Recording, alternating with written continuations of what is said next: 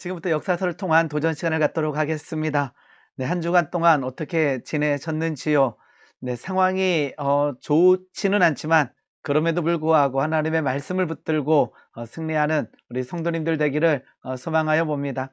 예레미야가 여호와의 인자와 국률이 무궁하심으로 우리가 진멸되지 않습니다라고 어, 선포하면서 일어섰던 것처럼 하나님의 인자하심, 하나님의 국률을 우리가 다시 한번 믿으며 진멸되지 않음을 믿으며 일어서는 주의 백성 되기를 원합니다. 네, 오늘 열왕기 하 말씀 배우도록 하겠습니다. 열왕기 상하는요, 기본적으로 이스라엘, 북이스라엘과 남유다 왕들의 이야기지만 그럼에도 불구하고 엘리야와 엘리사 이야기가 굉장히 많은 분량을 차지합니다. 그 이유는 왕들의 이야기 같지만 진짜 통치자는 하나님이심을 강조하고 있기도 합니다. 오늘은 엘리사에 대해서 좀 나눠보고자 합니다. 네, 생각해보기, 당신이 입고 있는 군복은 어떤 것인가? 그 질문의 내용은 무엇이냐면요. 그 엘리사와 나만 장군 이야기에서 엘리사가 요단강에 몸을 7번 씻으라 했을 때에 나만 장군이 막 분노하잖아요. 좀 이따 한 번 더 보겠지만 그 이유 중에 하나가 그 나만 장군이 입고 있었던 옷을 벗고 자신의 나병을 그 신하들에게 보여주기 힘들지 않았나 생각해 보게 됩니다. 그 말은 무엇이냐 그러면 우리의 자존심과 우리가 무언가를 감추기 위해서 애쓰고 있는 어떠한 군복이 있지 않나 한번 생각해 보게 되는 거죠. 그 군복을 벗고 요단 강물에 들어갔을 때에 나아만 장군이 치료함을 받았다라는 것입니다.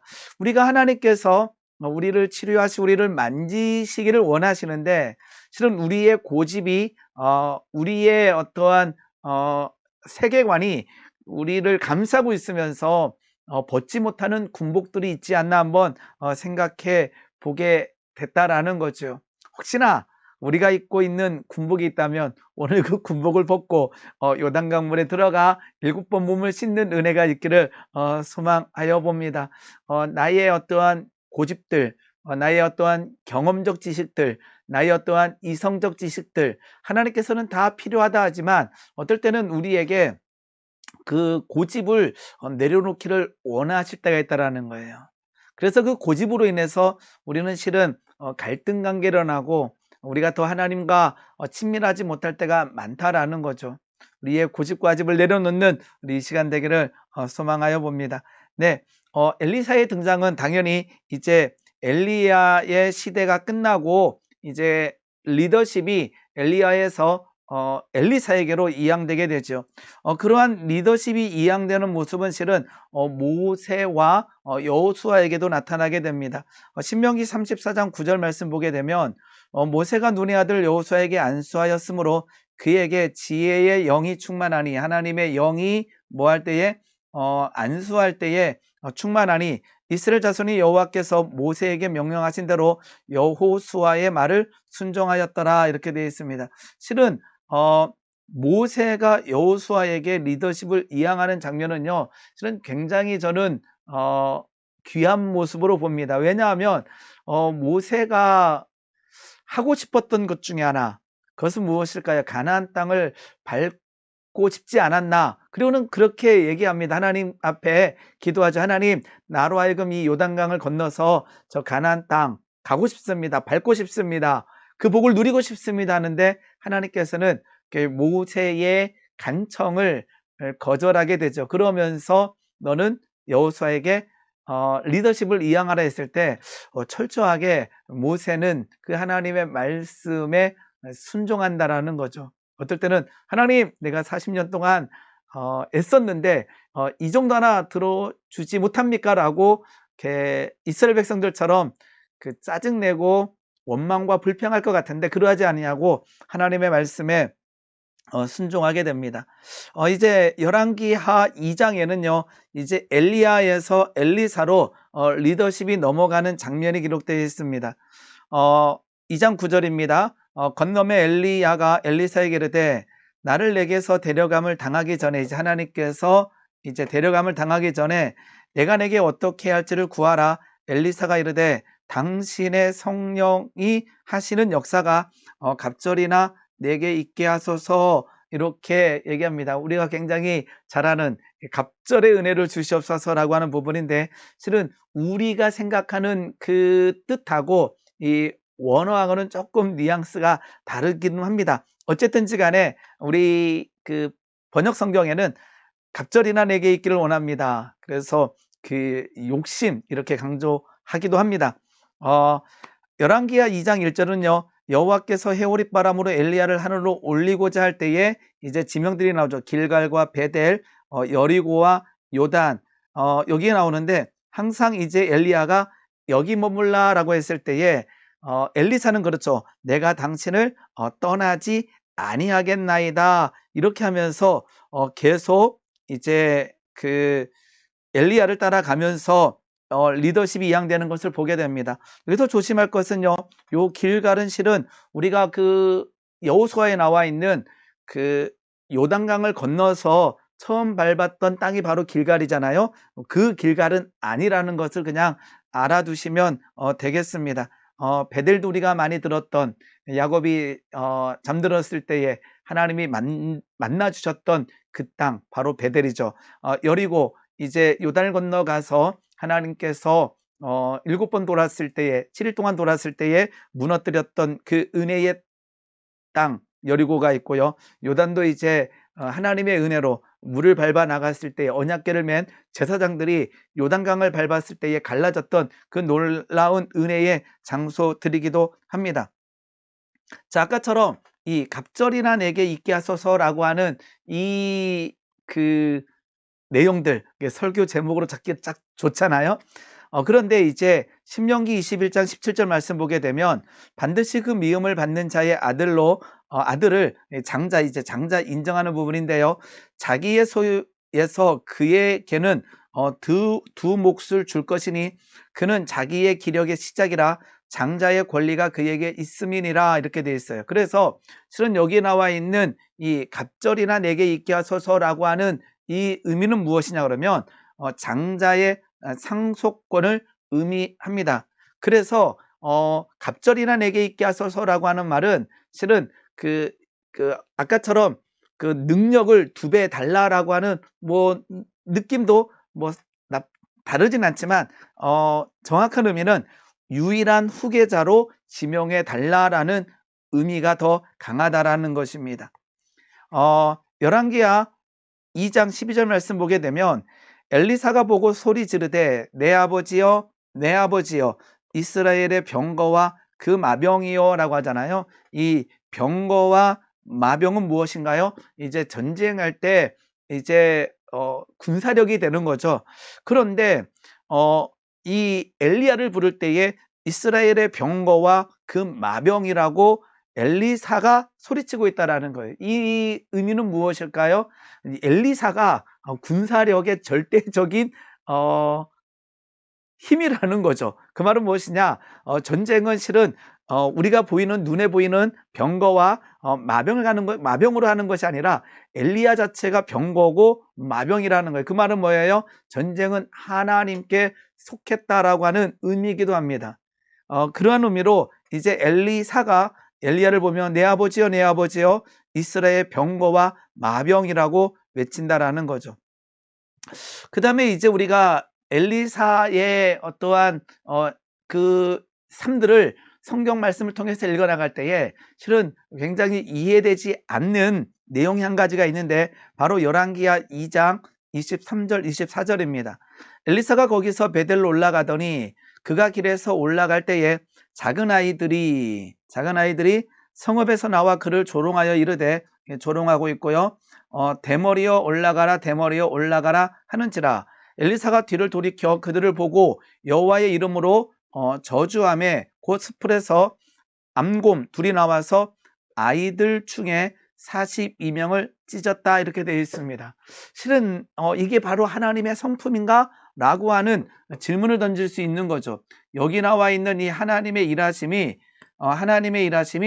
하나님의 성품 맞나? 라고 하는 질문을 던지게 됩니다. 예를 들어서 이게 예를 들면 제가 목회자잖아요. 예를 들면 꼬마들이 우리 아동부 친구들이 제가 갈 때 막 조롱하면서 놀렸어요. 목사님 머리도 없네요.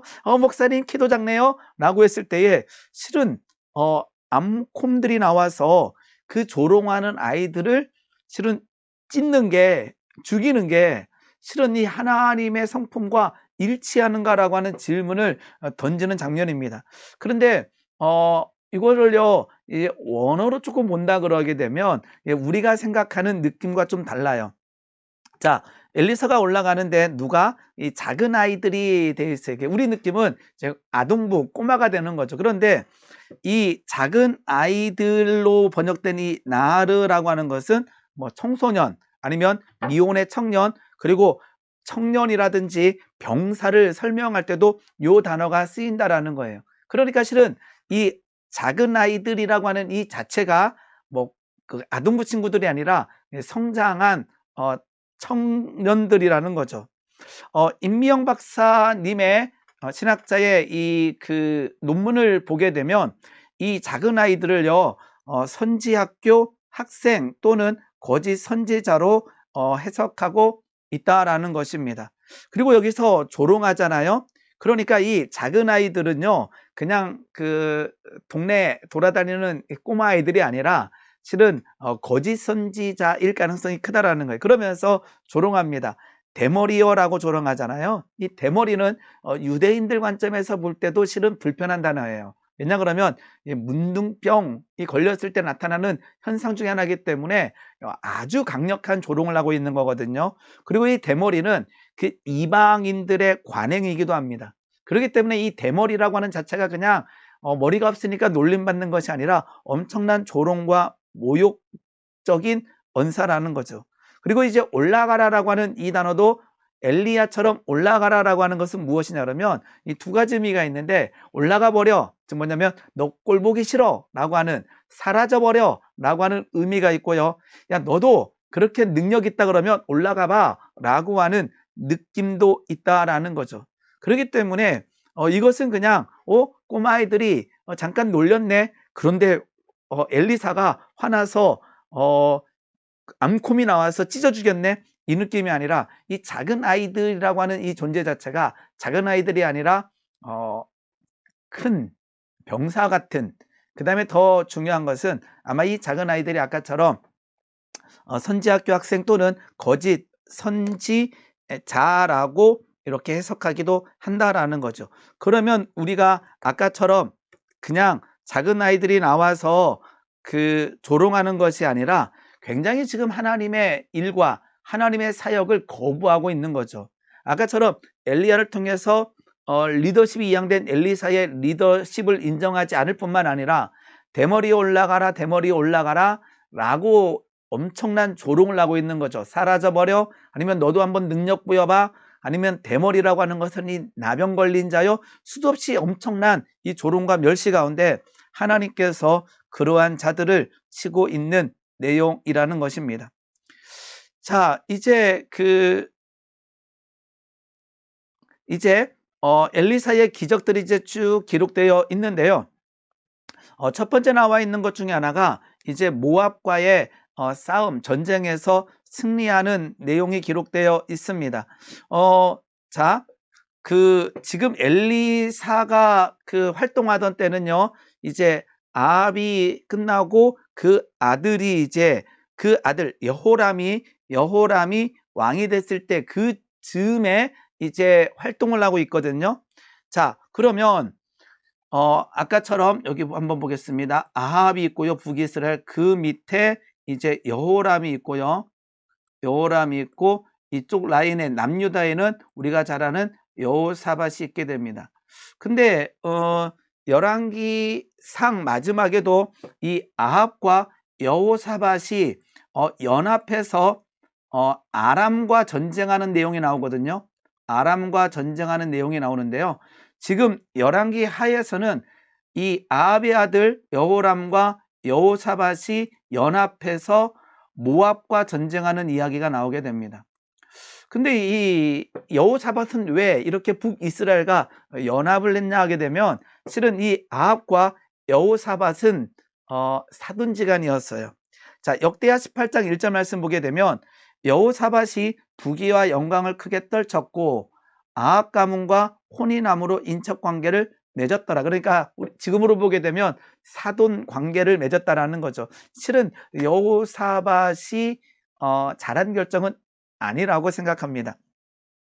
그래서 열왕기상 22장 보게 되면 아합과 여호사밧이 연합하여 아람과 싸우게 되고요.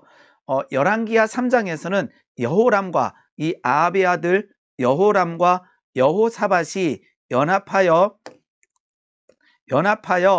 모압과 전쟁하는 이야기가 나와 있습니다.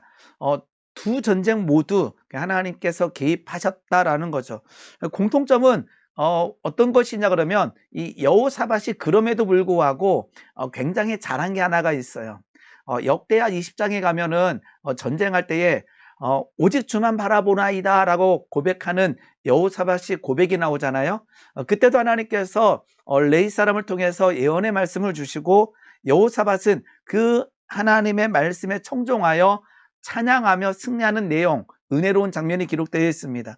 그런데 이 여호사밧이 아합과 연합하여 아람과 전쟁할 때도, 여호사밧이 여호람과 연합하여 모압과 전쟁할 때도 여호사밧이 공통된 질문이 있었어요. 우리가 여호와께 물을 만한 여호와의 선지자가 여기 없느냐라고 말하게 됩니다. 그리고 열왕기상 22장 5절에도 먼저 여호와의 말씀이 어떠한지를 물어보소서. 그러니까 여호사밧은 기본적으로 아람과 전쟁할 때 아니면 모압과 전쟁할 때 기본적인 어떠한 베이스가 있는데 그것은 무엇이냐 그러면 하나님께 물어보자는, 하나님의 뜻이 어디 있는가를 한번 살피는 왕이었다라는 거죠. 그래서 여호사밧 왕은 그럼에도 불구하고 칭찬받는 왕에 들어가게 됩니다. 아까처럼 열왕기 하에서는 결국 엘리사의 예언이 나오게 되고요. 열왕기 상에서는 미가야의 예언이 나오게 됩니다. 이 예언이 나오게 되는 그 시작점은 여호사밧 왕의 말에서 시작하는 거죠. 이 전쟁이 하나님의 뜻인지 아닌지 체크하자라고 했을 때 이러한 이야기가 나오게 됩니다. 결국 이 여호람과 여호사밧이 모압과 전쟁할 때 결국 엘리사가 와서 이제 하나님의 말씀을 선포하게 되죠. 말씀을 선포할 때에 열왕기하 3장 14절 보게 되면 엘리사가 이르되 내가 섬기는 만군의 여호와께서 살아계심을 두고 맹세하노니 내가 만일 유다의 왕 여호사밧 얼굴을 봄이 아니면 그 앞에서 당신을 향하지도 아니하고 보지도 아니하였으리이다. 이 엘리사가 얘기하는 거죠. 아까처럼 여호람 왕이 이제 콜했을 때 싫은 거죠. 이 아합 가문이 행태를 봤을 때에 하나님을 섬기지 아니하고 우상만 섬기는 저 가문을 위해서 실은 하나님의 말씀을 대언하기 싫은데 유다의 왕 여호사밧 얼굴을 봄이 아니면 이러한 명분 가지고 이제 엘리사가 예언을 하게 됩니다. 이제 전쟁할 때에 개천을 많이 팔아 이렇게 하게 되고요. 그리고는 승리할 것이다 라고 하는데 이것은 여호와께서 보시기에 작은 일이라. 실은 아주 중요한 포인트죠. 전쟁은 우리가 볼 때는 어떨 때는 두려워하고 우리가 볼 때는 떨리는 길이지만 하나님 보시기에는 작은 일이라고 하는 이 믿음과 그 믿음이 있을 때 우리는 그 길을 담대하게 걸어갈 수 있다라는 거죠. 그리고는 말씀을 읽다 보게 되면 소재 드릴 때에 이제 물이 흘러와 땅에 가득하게 됐다라고 20절, 3장 20절에 기록되어 있습니다. 그리고는 이제 아까 모압과 전쟁하는데 해가 물에 비침으로 맞은편 물이 붉어 피와 같이 보이고 이러한 과정에서 전쟁하게 되고 결국은 이제 북이스라엘과 남유다 연합군이 모압 전쟁에서 승리하게 된다라는 것입니다. 그리고 이제 엘리사가 행했던 기적들이 7가지가 쭉 기록되어 있는데 그 중에 한 가지입니다. 우리가 잘 아는 이 과부의 기름 그릇이라는 거죠. 빚진 선지 생도의 죽음과 그 아내의 부르짖음이 나오게 됩니다. 그때 이제 엘리사가 내가 너를 위하여 어떻게 하랴. 실은 요 부분만 보게 되면 우리가 힘들고 어려울 때 우리가 무엇을 어떻게 해야 하는지 도전이 되기도 합니다. 실은 그 여인과 그 가정에는 지금 비참한 상황이잖아요. 남편은 죽고 이제 지금으로 치게 되면 빚쟁이가 찾아와서 독촉할 때에 이 아내가 엘리사 앞에 가서 부르짖습니다. 그 말은 하나님께 엎드리고 하나님께 부르짖고 있는 것과 동일하다라는 거죠. 그때 엘리사가 얘기하는 거예요. 내가 너를 위하여 어떻게 하라. 소경거지 바디메오가 예수님 앞에 엎드렸을 때에 다윗의 자손 예수여 나를 불쌍히 여기소서. 수도 없이 많은 사람들이 잠잠하랬을 때에 더욱 심히 소리질러 가로되 다윗의 자손 예수여 나를 불쌍히 여기소서 때에 예수님께서 내가 내게 무엇 해주기를 원하느냐 내가 보기 원합니다 라고 했던 그 모습이 기억납니다. 열왕기하 4장 3절 보게 되면 이제 엘리사가 말합니다. 이르되 너는 밖에 나가서 모든 이웃에게 그릇을 빌리라. 빈 그릇을 빌리되 조금 빌리지 말라라고 되어 있습니다. 그릇에 그 그릇이 다 찬지라. 또 그릇을 가져오라. 다른 그릇이 없나이다 했을 때 기름이 곧 그쳤더라. 우리가 많이 들어봤죠. 믿은 만큼 된다. 그래서 그릇을 준비한 만큼 하나님께서 은혜를 주신다. 그래서 많이 준비하자라고 하는 내용들을 많이 들어봤을 것입니다. 어쨌든지 간에 많이 준비하는 믿은 만큼 준비하고 믿음대로 얻는 주의 백성 되기를 원합니다. 그리고는 엘리사가 얘기하죠. 너는 가서 기름을 팔아 빚을 갚고 남은 것으로 너와 내 두 아들을 생활하라 라고 얘기하는 장면이 나와 있습니다. 이러한 일들 앞에서 우리에게 도전이 되는 것은 문제와 어려움 앞에 우리는 무엇을 할 것인가 라고 하는 질문을 던질 수 있다라는 거지요. 그리고 성경에는 이제 계속 이제 엘리사를 통한 기적이 기록되어 있습니다. 한 여인이 이제 엘리사에게 공개하는 돕는 봉사하는 내용이 기록되어 있습니다. 4장 8절입니다. 하루는 엘리사가 수넴에 이르렀더니 거기에 한 귀한 여인이 그를 강권하여 음식을 먹게 하였으므로 엘리사가 그곳을 지날 때마다 음식을 먹으러 그리로 들어갔다라고 되어 있습니다. 4장 8절인데요. 그 다음 절을 한번 또 보겠습니다. 청하건대 우리가 그를 위하여 작은 방을 담 위에 만들고 침상과 책상과 의자와 촛대를 두사이다. 그가 우리에게 이르면 거기에 머물리이다 하였더라. 이렇게 되어 있습니다. 그 수넴 여인이 남편에게 얘기하고 있는 것입니다. 즉, 이 여인은 무엇을 했다? 공개했다. 이제 봉사를 하게 되는 거죠. 이제 엘리사가 이같이 우리를 위하여 세심한 배려를 하는구나. 내가 너를 위하여 무엇을 하랴. 이 봉사할 때도 아까처럼 부르짖음과 응답이 있다면 여기는 이제 봉사와 응답이 있는 거, 하늘에 복이 있는 거죠. 내가 너를 위하여 무엇을 하랴. 그래서 이제 사환이 얘기합니다. 게하시가 얘기하죠. 참으로 이 여인은 아들이 없고 그 남편은 늙었나이다. 굉장히 엄청난 선포가 일어납니다. 한 해가 지나 이때쯤에 내가 아들을 낳으리라. 전혀 상상치도 못했던 일들이 이 봉사했던 공개했던 수넴 여인에게 이루어지게 됩니다. 그리고는 17절에 여인이 과연 잉태하였다라고 되어 있습니다. 우리에게도 이러한 은혜의 일들이 일어나기 원합니다. 이것 때문에 봉사하고 이것 때문에 공개하는 것은 아닙니다.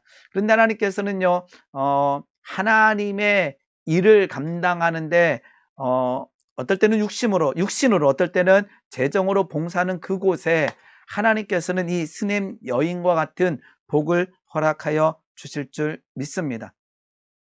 그 다음에 그 아들이 죽음과 살아나는 기적이 기록되어 있습니다.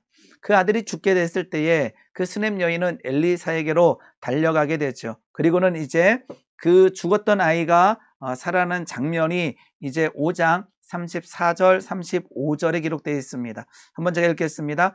아위에 올라 엎드려 자기 입을 그의 입에 자기 눈을 그의 눈에 자기 손을 그의 손에 대고 그의 몸에 엎드리니 아이의 살이 죽었던 아이의 살이 차차 따뜻하더라. 엘리사가 내려서 집 안에서 한번 이리저리 다니고 다시 아위 위에 올라 엎드리니 아이가 7번 재채기하고 눈을 뜨는지라. 이렇게 엘리사가 행했던 기적들이 기록되어 있다라는 것입니다. 이제 두 가지 음식과 관련된 이제 두 가지의 기적이 나와 있는데 이제 한번은 국을 끓이게 되죠. 예, 국을 끓였는데 이제 막 외치는 거예요. 솥에 죽음의 독이 있나이다. 그래서 가루를 가져오려 하여 솥에 던지고 그랬더니 이에 솥 가운데 있는 독이 없어졌다라고 음식과 관련된 기적, 첫 번째 기적입니다. 그리고 두 번째 음식과 관련된 기적에는 어떠한 이제 처음 만든 떡, 보리떡 20개와 또 자루에 담은 채소를 하나님의 사람에게 드린지라. 이것 또한 물질로 지금 다시 봉사하는 모양이 나와 있지요. 처음 만든 떡, 보리떡 20개, 또 자루에 담긴 채소를 엘리사에게 드린지라. 사환이 얘기합니다. 실은 우리 오병이어의 기적과 조금 비슷합니다. 사환이 어찌 이것을 100명에게 주겠나이까? 엘리사가 얘기합니다. 무리에게 주어 먹게 하라. 여호와의 말씀이 그들이 먹고 남으리라라고 선포했을 때에 그 엘리사의 선포처럼 여호와께서 말씀하신 대로 먹고 남는 은혜가 일어났다라는 거죠. 이러한 내용은 실은 우리가 잘 아는 신약에서 오병이어의 기적과 비슷하다라는 거죠. 누군가가 드려진 처음 만든 떡 곧 보리떡 20개와 또 자루에 담긴 채소로 인해서 100명의 사람들이 먹고 남는 그 은혜가 일어나고 있다라는 거지요. 그 다음에 이제 나와 있는 이제 기적이 바로 우리가 많이 들어봤던 나아만 장군의 고침받는 이야기입니다. 나아만 장군은 성경은 이렇게 설명하고 있습니다. 아람 왕의 군대 장관 나아만은 그의 주인 앞에 크고 존귀한 자니 이는 여호와께서 전에 그에게 아람을 구원하게 하셨습니다. 그는 큰 용사이나 나병 환자더라. 실은 이 말씀 읽을 때 예전에 막 이렇게 막 감동받은 적이 있었어요. 막 눈물 난 적이 있었어요. 왜냐 그러면 우리 주변에 너무나 많은 나병 환자들이 있다라는 거죠. 어쩌면 저도 그랬었고 겉보기에는 큰 용사였지만 그 안에는 우리가 옷 입은 이 속사람은 이 나병 환자, 우리의 속사람이 썩어 문드러지고 있지만 우리의 겉사람은 큰 용사라고 생각되어질 때가 있었어요.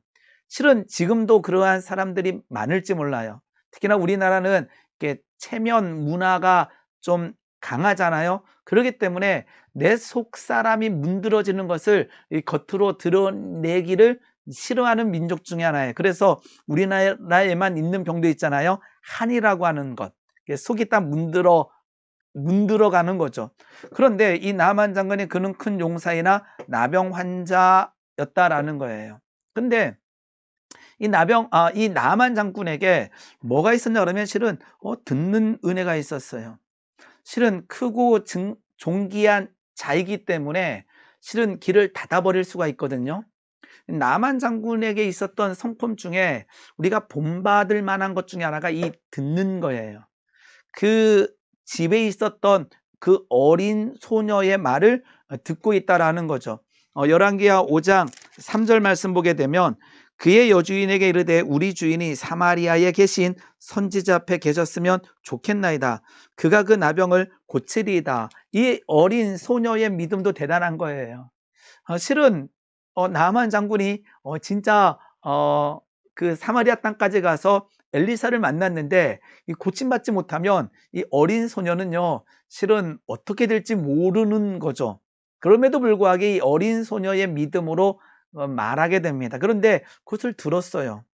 그 부인을 통해서 들었을 때에 이 나아만 장군은 결단하여 그 길을 사마리아까지 가는 그 수고를 마다하지 않게 됐다라는 거죠.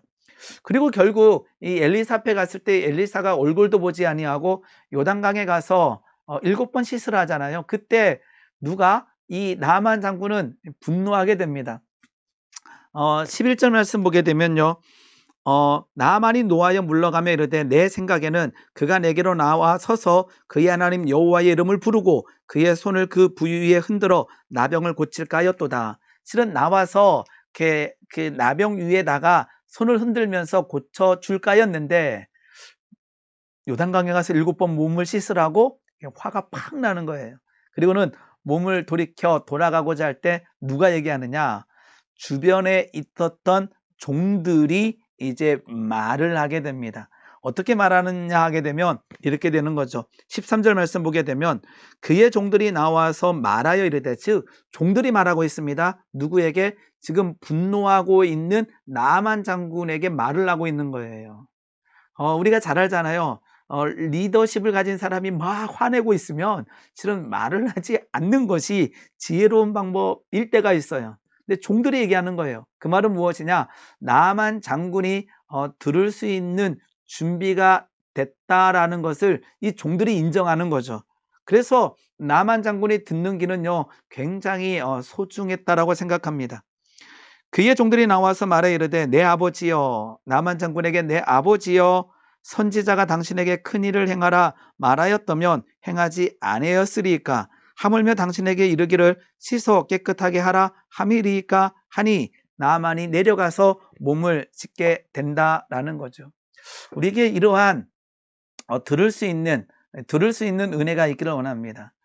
분별해야 되겠지요. 그러나 다른 사람들이 누군가는 내 말을 듣지도 않아, 말해도 소용없어, 이러한 느낌이 아니라 그는 우리가 말했을 때 듣는다라고 하는 그 믿음이 있다면 말을 한다라는 거죠. 우리에게 들을 수 있는 은혜가 있기를 원합니다. 그리고 나아만 장군에게 굉장히 조심해야 됐던 것 하나는 자기 생각에 넘어질 수 있었던 상황이라는 거죠. 믿음의 길을 갔어요. 아까처럼 그 사마리아까지 선물을 바리바리 싸들고 그 다음에 부하들을 이끌고 그 수고를 마다하지 않았죠. 그런데 어느 한 지점에서 그 엘리사의 말 한마디에 그 마지막 지점에서 자기 생각으로 인해서 화나고 분노하는 모양새가 나만 장군에도 나타났다는 것은 실은 우리의 믿음의 길에서 그 하나님의 일하시는 그 지점에서 우리의 생각으로 인해서 화가 나고 분할 수가 있다는 거예요. 이겨낼 수 있기를 원합니다. 요단강에 7번 몸을 씻는 것은 쉬울까요?